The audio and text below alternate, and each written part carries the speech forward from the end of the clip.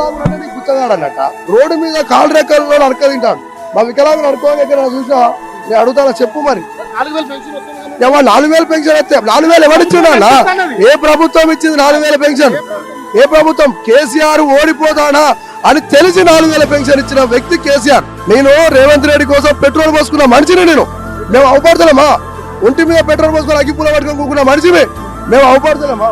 అవ్వయ్య బువ పెట్టమంటే పిచ్చులు వచ్చినప్పుడు బువ పెడతాను. అది ఆలోచించిన కేసీఆర్ 4,000 పెన్షన్ ఇచ్చిండు. మరి నీకెందుకు వస్తలేదు ఆలోచన? ఇప్పుడు పొంగిలేడనే కూడా అడుగుతున్నా నేను. పొంగిలేడనే కూడా అడుగుతున్నా మీ ప్రెస్ ద్వారా. వికలాంగులకు ఎంతమందికి ఇల్లు ఇచ్చినావు పొంగిలేడనే? నువ్వు ఒకటి చెప్పు నాకు. వికలాంగులకు ఎంతమందికి ఇల్లు ఇచ్చినావు? దగ్గర ఇప్పుడు అప్పు ఎంత? ఎన్ని లక్షల ఎన్ని కోట్ల అప్పు చేసినావు? 3,47,000 కోట్లు ఏడ పని చేసినావు?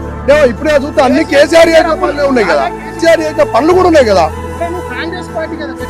నాకు సిగ్గు అనిపిస్తుంది నేను కాంగ్రెస్ అని చెప్పుకుంటాను. ఇవాళ చెప్తున్నా కదా, మీ సభాపూర్వకంగా చెప్తున్నా, రేవంత్ రెడ్డి మొత్తం మారిండు. గత ముఖ్యమంత్రి ఓడిపోతున్నా తెలిసినా కూడా నాకు 4,000 పెన్షన్ ఇచ్చిండే. అది సీఎం కేసీఆర్. ఇప్పుడు అంటున్నా, ఇప్పుడు సీఎం రేవంత్ రెడ్డి అని అనని. ఇప్పుడు సీఎం మా వికలాంగులు సీఎం కేసీఆర్ గారు మాత్రమే. ఓడిపోయినా కూడా ఆయనే మా సీఎం. నీ కాంగ్రెసే.